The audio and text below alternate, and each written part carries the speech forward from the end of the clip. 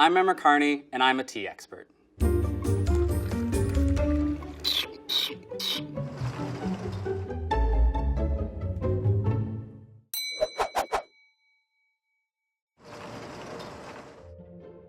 TA here is a tea bag. Looks like a black tea. It's got a nice dark color coming through the fiber here.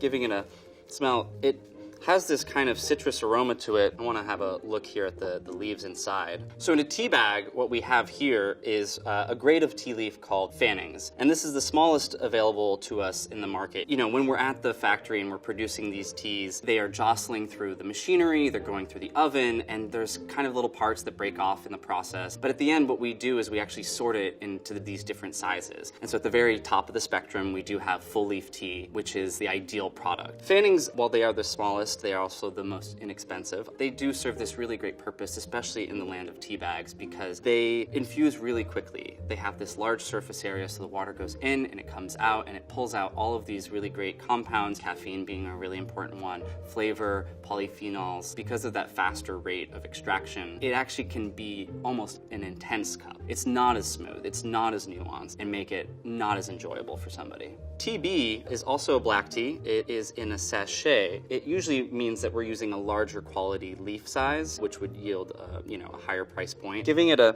smell, it doesn't really have too much aroma going on. So I'm just gonna go ahead and open it and look at the leaf in here. Opening up the sachet, I'm a little bit surprised. While it is a larger leaf size than TA, not as large as I would have expected it. There's a lot of kind of these broken sizes. Most of it's about a 1/4 inch long, maybe a 1/3 of an inch long. A full leaf tea is definitely gonna be longer than that. Let's get to brewing.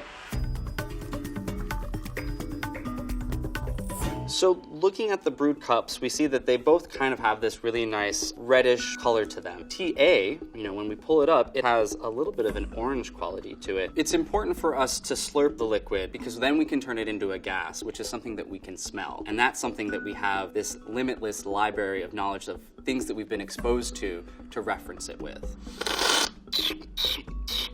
In the world of tea, we do this second part of it, which is where we pull it through our teeth. And that's what that chirping noise is that I'm making. It's kind of silly. It's important for us to do that because we're continuing to aerate the product, and it allows me to pinpoint more so what I'm looking to find here flavor-wise. Right off the bat, I can tell that this is an Earl Grey. We've got a nice blend of black teas, maybe from China, that create this really even, smooth base. And then of course we do have the bergamot on top of that. Moving on to TB.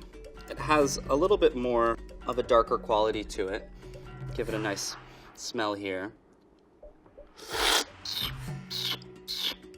It's a bit more challenging to say what this is. As a blend of black teas, it could be a number of different things. We see a lot of things on the market like Irish breakfast, English breakfast. I think it's definitely safe to say it is a blended breakfast tea. I'm kind of at a hard place here because normally when I see a tea bag against a sachet, I inherently believe that the tea bag is going to be of inferior quality. We have a flat packaging style with a small leaf inside of it, and then we have a very nice kind of packaging style with room for larger leaf tea. However, when we open these, we did see that this is, I would say, substandard for a sachet quality tea. But I still think that the higher quality leaf is in here, so I'm going to say that TB is a higher price point.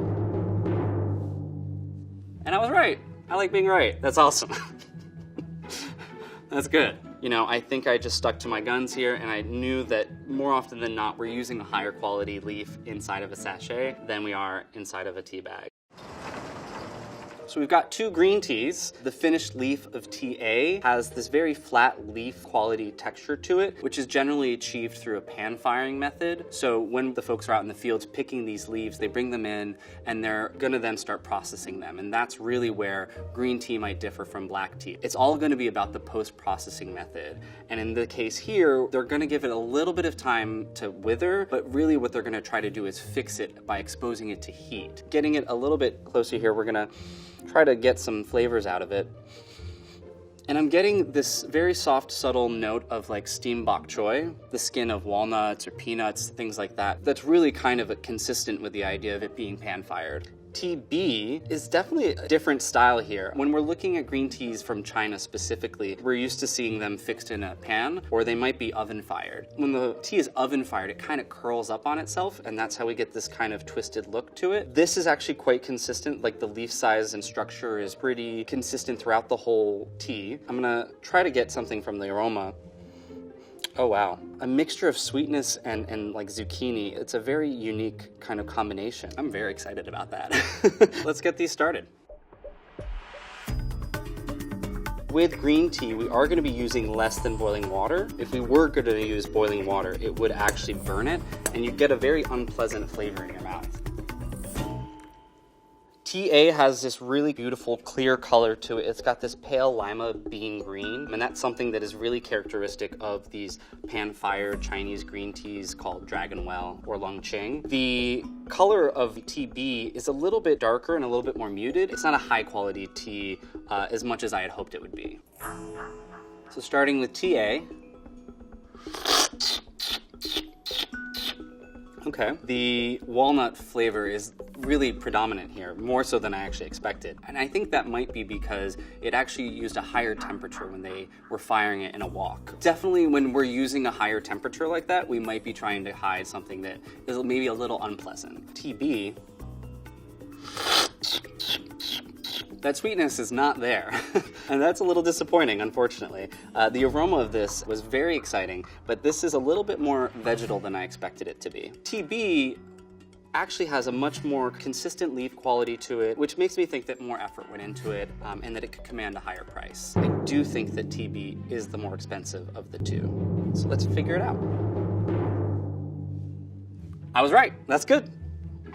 So in the end, I was right about TB being more expensive. That's largely because of the leaf structure. You've got a really consistent leaf size here, and it shows that there was a lot of attention to detail and care put into managing the production of this leaf. TA, on the other hand, it may not have had the same consistent structure that we saw here in TB, but it really had a great cup, and that's really what matters. So what we have in front of me are two things that don't really look like tea. TA has this pale yellow color to it as I look through a lot of small pieces. I'm going to guess that it's a chamomile, which is a flower. Giving it a smell, it really has this faint smell of green apples. It really has that kind of fresh sweetness to it. We're looking at fannings again since we're in a tea bag, and you can see it has this interesting makeup of these really small filaments, which are a little bit of a combination of the stalk of the chamomile and also the pollen that's there. That's primarily what is going to be in a chamomile tea bag, is a combination of different parts of the plant. There are some darker flecks in here that I'm not used to seeing, so that might be from where they get their chamomile from, or it might be something that we don't actually want in our chamomile. TB is in a slightly different style. It does have a stronger aroma to it, which is very interesting. That's something what we want to smell, is something a little bit stronger. It might be a fresher product. Now this tea bag looks quite identical. I have a feeling I'm going to be making quite a guess here. A similar composition of filaments and some squares of pollen. There are those darker things as well. Unfortunately though, I really can't get much else from just looking at the leaves here, so I think I'm really going to have to taste them.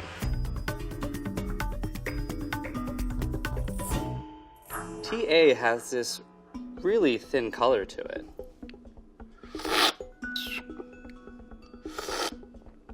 There is actually a nice sweetness to it. It has this really pleasant honey quality to it alongside those green apple notes. Very enjoyable. Now TB has this really nice kind of rich color to it. It's a little bit more earthy than I expected. When I'm tasting chamomiles, they have, like I said, this lightness to them and this sweetness to them. That bold body that it has is definitely unsettling, and it's not something that I really enjoy in a chamomile because of that assessment. I do think that this has been made with slightly lower quality chamomile, and maybe that they're using a little bit more of the twigs to kind of fill up some of the bag. And so I do think that this is the lesser expensive option of TA and TB. Let's find out. Arrgh! That's bad. That's bad. That's not cool. So I really think what might be happening here is a little bit of market play. It's possible that a company has some sort of prestige or premiumization to their name and to the products that they have sold for so long that they think that they can command a certain price point, and maybe they can. This is not double the ingredient quality of TA, and sometimes that just happens.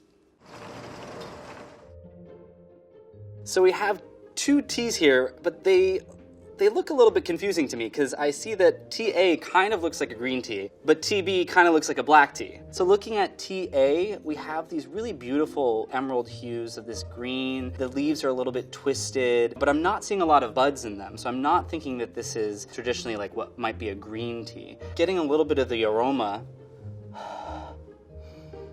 like a lemon taffy. It's a little bit sweet, it's a little creamy. That'll be very, very fun to taste. Looking at TB, we have a much more darker, more oxidized leaf here. So we're looking at these kind of dark brown leaves. There's a couple of twigs here and there, which isn't necessarily a great thing for a high-end tea. The leaf size is pretty consistent, but because there's a mixture of leaf and twig, I'm already kind of thinking that this isn't necessarily the higher end of the two. Let's get a little bit more out of it. Oh, okay. This is very dark. This is like sandalwood, like charcoal. That's not entirely surprising because it is more oxidized. So the more oxidation there is in a leaf, the darker the flavors. So that makes sense that this is kind of light and floral and citrusy and creamy, and this is darker and charcoaly and woody. The only thing left to do is to make them into tea. So I have a very strong inclination that these are oolongs. Oolongs fit into that category that lives between green teas and black teas. The lighter or the shorter the amount of oxidation, the lighter the flavors. The darker or the longer the oxidation period, the darker the leaf is, the darker the flavors. So I'm going to start with TA. So a lot of that warm cream flavor and citrus that I was talking about has totally dissipated. It's not there at all. The only thing that I'm getting is like lily of the valley, gardenia, a lot of these floral notes. Looking at TB, the cup here really kind of embodies the aromas. We had these really kind of dark, toasty, charcoal flavors in the aroma, and then we're getting those right there in the cup. Sometimes, you know, the aroma of the leaves can tell you one story, and then all of a sudden when you taste the cup, it's something completely different. And there's really nothing but just to relish in the fact that you've totally surprised yourself. This is so spectacularly floral, and I didn't get very much floral at all. I really got a lot of these sweet flavors, a lot of this kind of citrus creaminess from the leaves. So that's fun. There was a lot of effort that went into making this, so I would say that TA is the more expensive tea here. Why don't we find out? I mean, there's not much of a contest there. We're looking at an oolong of this quality where it evokes this much nuance and aroma and flavor. It takes time, it takes effort to make that. This is a very hot topic tea right now called matcha. I can tell instantly that this is matcha because it's powdered green tea. And TA has this beautiful vibrant color, and that's usually like the best indicator of the quality of the matcha. The brighter it is, the more unnatural it looks, the better it's gonna be. I am gonna taste it a little bit from the powder. It's not the most pleasant flavor. It's like a young asparagus. So there's a little bit of sweetness, but there's still that really strong underlying quality of vegetal flavors. Looking here at TB, it's much more dull. It's not an exciting bright green color. It wasn't as nice of a leaf grade to start with. It may have been older. It may not have been shade grown. It may not have been shade grown as long, but it's definitely not a positive on this tea.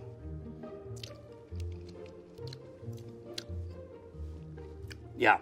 Okay, so that's giving me a much darker flavor. There's very little sweetness, like nori seaweed, very dark spinach. To understand about the quality of them each is to really taste them. Now matcha has a very different preparation than the other teas that we've tried today. Because it's powdered, we actually are gonna be whisking it into water. So rather than infusing the flavor out, we're actually just gonna be bonding the matcha molecules to the water molecules. So why don't we whisk them up? So looking at TA, we have this really even layer of foam, this beautiful color, and that's, you know, what we're looking for with a good matcha. In TB, we have a little bit of an uneven layer. There's this little crescent here where we don't have foam, and that sometimes can be user error, like maybe I didn't whisk this strong enough or well enough, but also sometimes it can mean that maybe this matcha was clumping and that it didn't blend well when I whisked it. So we'll give TA a try. Oh, that's delicious. This is what I think is perfect about matcha. It has this really nice vegetal undertone, but it's sweet, it's delightful. It's something that you could enjoy every day. How nice it is does make me think that it is expensive. Now this one, on the other hand, TB, it's giving me a lot of a chlorophyll flavor, like algae, alfalfa, spinach. It's dull, it's not bright, which is important. I think that TB might be a little bit more of a lower grade, but I do think it is a step below this. But let's find out. Woo! That's different. That is quite a large price difference, actually. When you're shopping for matcha in the supermarket, there's gonna be a plethora of options. It's become so popular. So if you're looking to add something into your daily smoothie for an added dose of maybe caffeine or amino acids, this is really great. But if you're looking to enjoy something that is bright and unique and vibrant, you can't beat TA. Growing up, I drank a lot of tea with my father and with my grandfather, and they imparted on me that tea time is any time. So enjoy your cup of tea and drink it any time of day.